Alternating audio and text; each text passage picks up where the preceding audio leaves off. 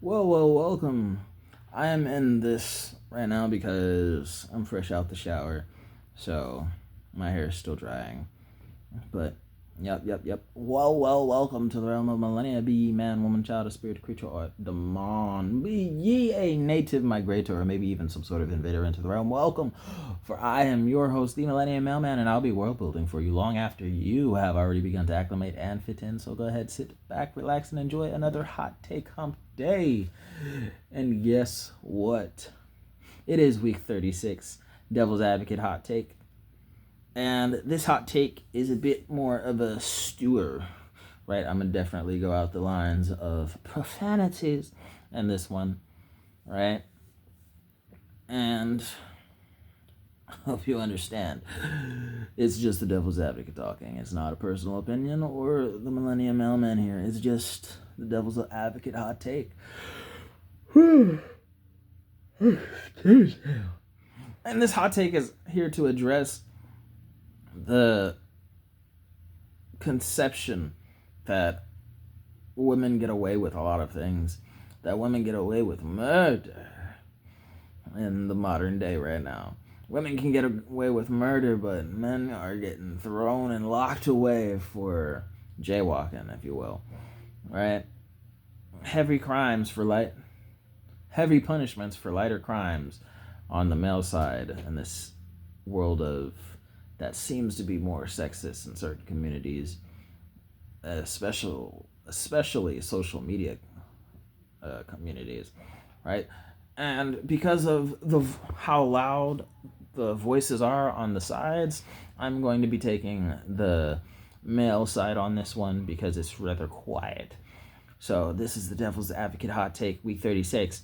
Blaming female hormones isn't acceptable for crimes unless blaming testosterone is acceptable for rape and theft. Hey, listen, I'll say it again, and I hope it's the last time I gotta say it for this video, even. Blaming female hormones isn't acceptable for crimes unless blaming testosterone is excusable for both rape and theft. Sounded pretty dirty saying it, but I'll probably say it 2 more times before I let it die off for all of existence and the metaverse. All right. And that's a hot take that comes from that aspect of, again, that women get away with everything, get away with murder. I'm getting a heavy punishment for a light crime, right? And in those more quieter fields of the minorities trying to get their voice out, is that, hey, testosterone is related to certain ambitions, right? Testosterone levels are directly associated with, what's the word? I didn't write it down. I'm going to just say horniness for the sake of the discussion here, right? A certain sexual ambition, if you will. And with that, people with testosterone oftentimes say the phrases like, I can't really explain it. It's like my mind just wasn't here, right? So generally people with testosterone or high levels of testosterone are seen as oftentimes doing impulsive things, ridiculously impulsive things, brave impulsive things, so on and so forth, right? And in that, generally when people with higher amounts of testosterone, they, especially, I'm gonna just say it, when dudes have a sense of like this sixth sense. The sixth sense, the way a dude would describe it is like it's a gut instinct, right? You got to trust your gut. That's a guy phrase from one to another. Got to trust your gut. When big things happen in dudes' lives, they're like, I had this gut feeling, dude, man. The biggest moment in my life, just when men have instincts, they kind of describe it as, hey, man, I just wanted to shit myself, right? For all the biggest moments and decisions in men's life, they're like, I had this feeling that I just had to shit myself. I was so nervous, right? I had to shit myself. Pardon the language. I did give you guys a warning. Pardon the language. But men and their testosterone makes them feel like I can't explain it. If I had to explain it, my gut instinct was telling me I had to code brown pants this whole operation. This is such a big moment in my life. It's probably the biggest decision I ever made. I felt like I had to shit myself. It's a shit myself feeling when you have a high level of testosterone, and that testosterone is part of your mental processes, right? And on the opposite side, you have women and the associated ambitions of their hormones, which is generally naturally caring, and I don't want to use that word. Hormones, and especially women hormones for estrogen and such, is generally, I don't want to use this word, but it's, for lack of a better word, it's a more narcissistic tendency that applies there with hormones, because when you have that particular level of care and empathy, it is more self-internalized care and empathy that generally directly women, tend to express outwardly. They tend to project their care and emotion outside onto other people, with other people. And then you have men, when they get estrogen and they have these hormones, they feel these particular feelings at higher levels than what might be biologically or naturally considered normal. When those levels raise, it turns into a more narcissistic tendency, right? It turns into a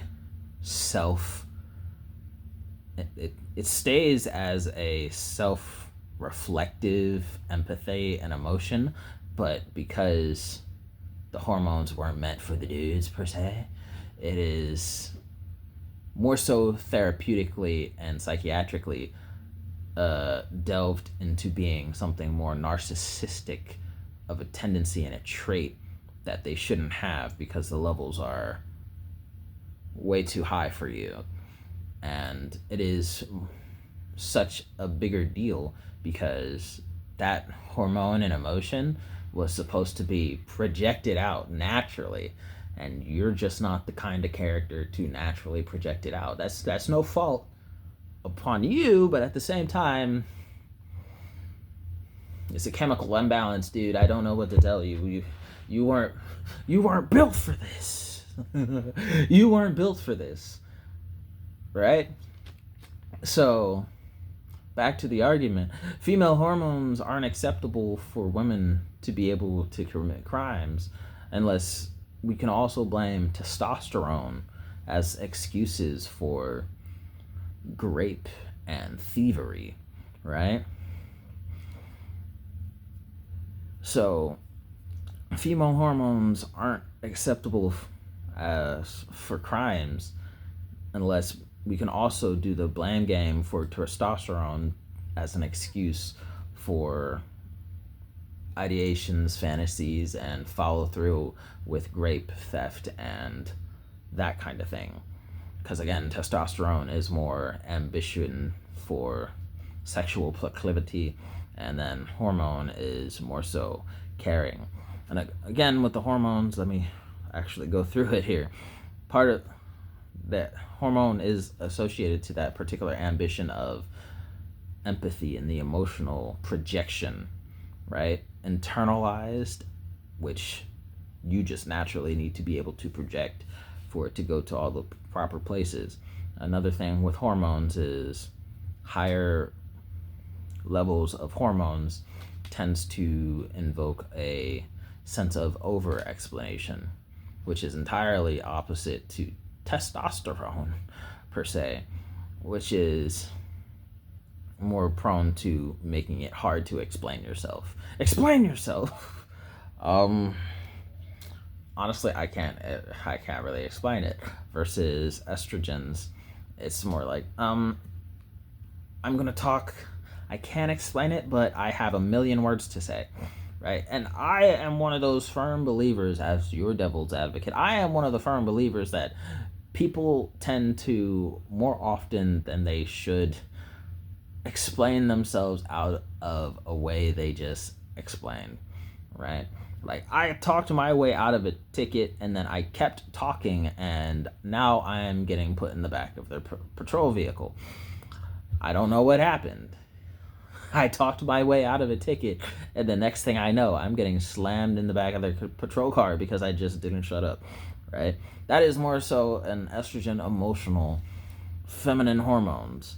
They're taking over, because with that ambition associated with the estrogen and female hormones, there is that higher proclivity of being empathetic and sharing and caring, which directly goes hand in hand with the over-explaining aspect, which can kind of go back to one of the prior weeks, I believe week 31, discussion about how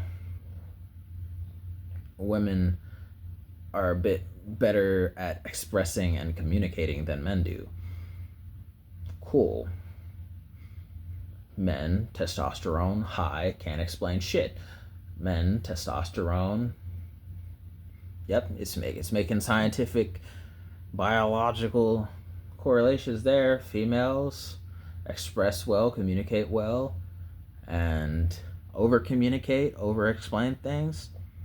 That fits, right? And the last thing there, with the instincts of female hormones, that female instinct is referred to something akin to butterflies. You know, the movie trope to real life differential.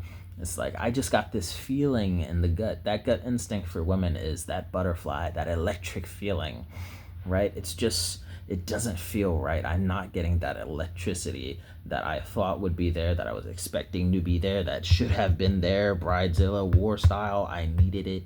I need it. Like SpongeBob said, I need it, right? Like, I don't get that electric feeling. It doesn't feel right.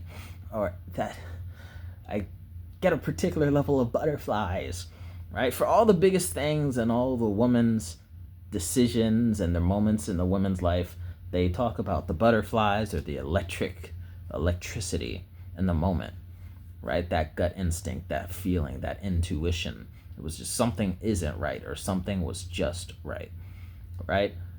Female hormones are directly associated with the emotional ambition, the explaining ability to explain, express, and communicate, as well as that feminine intuition associated with butterflies and electricity. Those three things there, where testosterone has the three things of sexual ambition, unexplained impulse, and gut instincts, which for them is referred to as that code brown pants, and wanting to shit myself for all of their biggest decisions and moments in their lives, right? And the last little note here, I'm not sure if it's for this week or another one, but it's on this page, so I'm reading it now, right? Men have migraines, regretting their choices and their addictions. And their addictions numb them enough to move on, being just functional instead of successful or excellent ever again. Drinking alcohol, fishing, solitude, gaming, not for profit. Dude, my spelling is pretty bad when I'm writing just for me, dude. It's doctor's handwriting all the time if I'm not writing for someone else. What is that?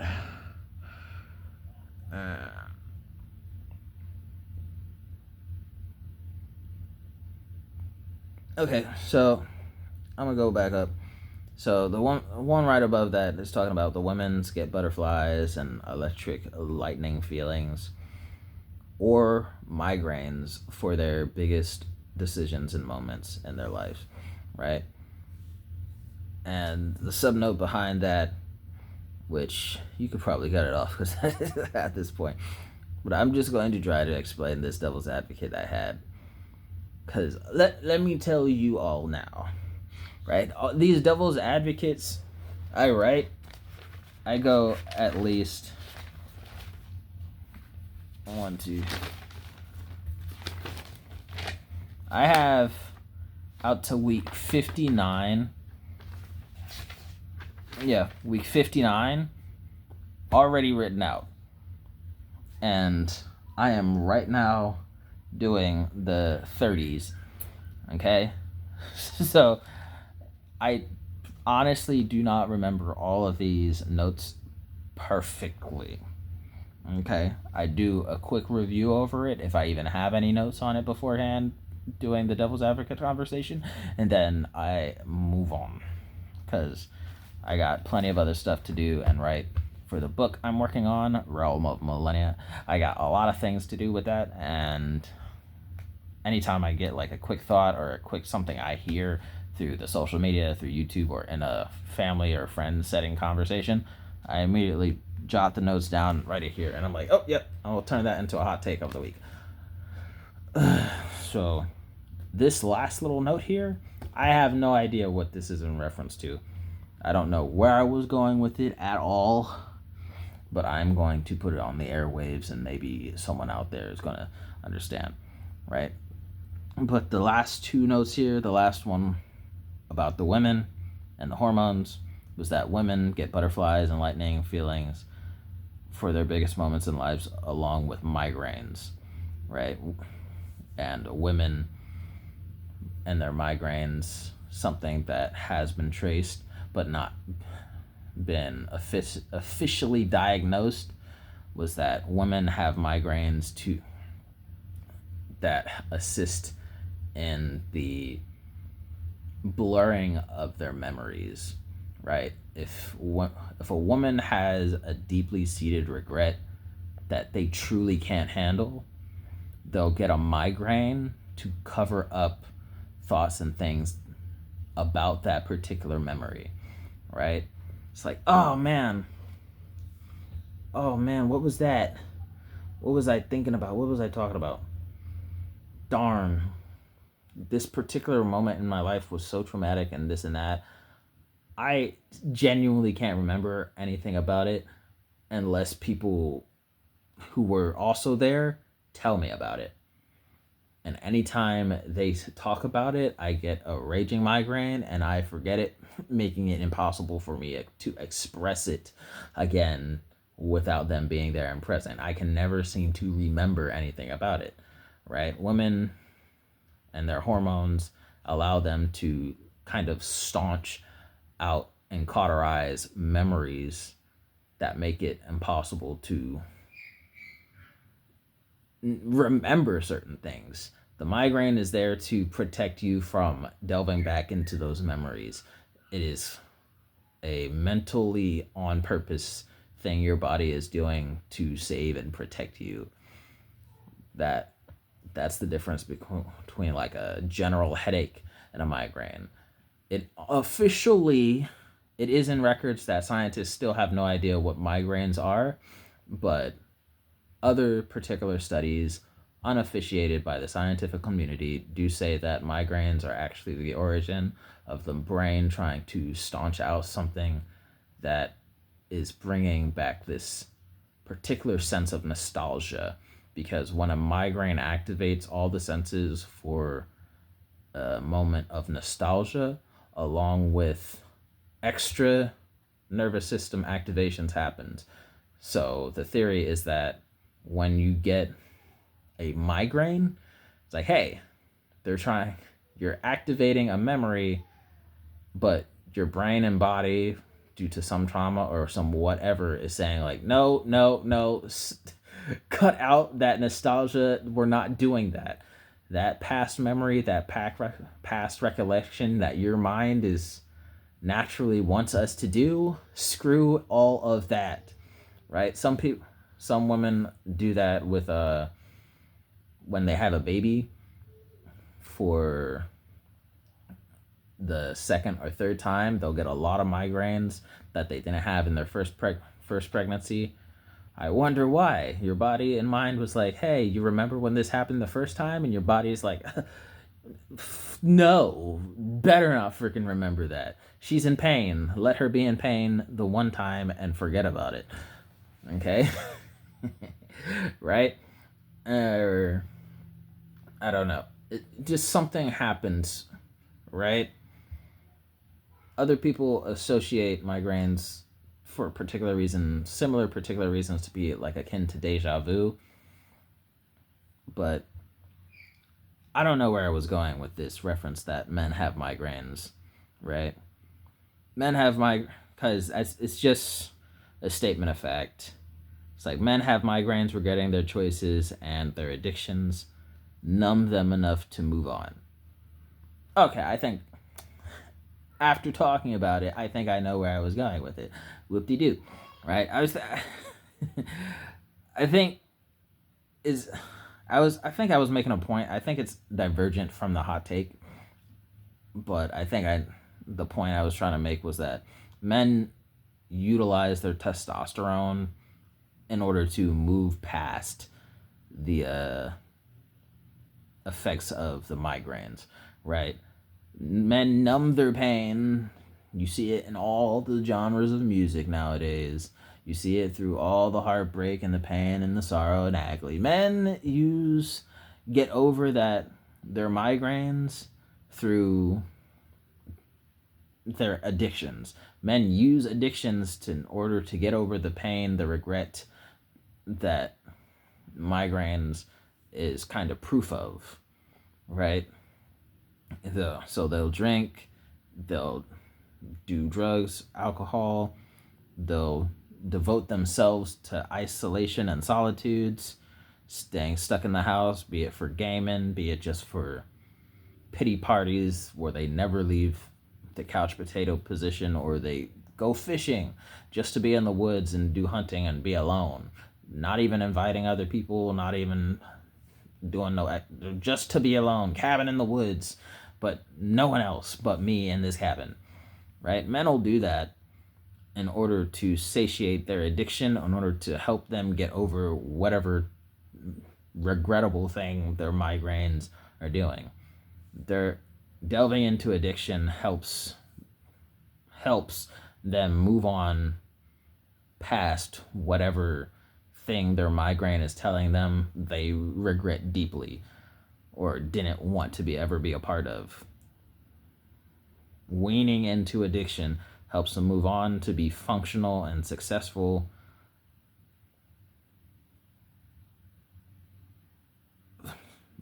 Helps them move on to just be functional instead of successful or excellent ever again. Instead of being successful or excellent, men wean into their addiction to numb them enough to be able to be functional despite whatever event or happens that made them have migraines to begin with. I believe that's where I was going with that point. But everything past minute 15 basically is a bit of guesswork here. Man. My head hurts. But it's only a headache. I do not have a migraine. That was a doozy, right? Dang, for how much time I spent trying to explain migraines here, I might as well just call the video a freaking episode educating on what the hell a migraine is. Golly, dude. That made my brain hurt. I sure hope I don't get them long-standing migraines that happen for a long time to come, because I tried explaining them. Dear whiz, that would be something now, wouldn't it? That would surely be something. But hey, the week 36 Devil's Advocate hot take of the week was blaming female hormones isn't acceptable for people who commit crimes, unless blaming testosterone is acceptable for a particular few crimes. I'm not gonna say those things again, right? And this whole conversation started from the whole idea that women get away with murder, right? And I'm getting heavily punished for jaywalking, right? It's nothing. It's basically nothing. But if you want to do these comparison things, it's like if you're gonna be sexist and blame the chemical imbalance, okay, for a crime equally heinous and equally bad, if you want to get away with your things, your crime of passions, because of your feminine acuity, if you want your female hormones to be given a pass under crime of passion, then mans need to get off his crime of ambition because female hormones can't be an excuse unless testosterone can also be given the blame game same way, right? It's not fair, it's sexist. If you care, right? So go ahead, if you like the video, comment down in the comment section down below, share the video for more exposure, or subscribe if you feel like it, dislike the video if you don't. By no means ever skip the comment section. By all means, get down in that comment section, tell me your thoughts, questions, comments, concerns, and other opinionated devices all the way down there in the comment section down below. And that'll be all for the day, for this headache tries to take me down. Gee whiz, man. Gee whiz. Is my hair dry yet? Still a little wet behind the ears, but I'll be fine.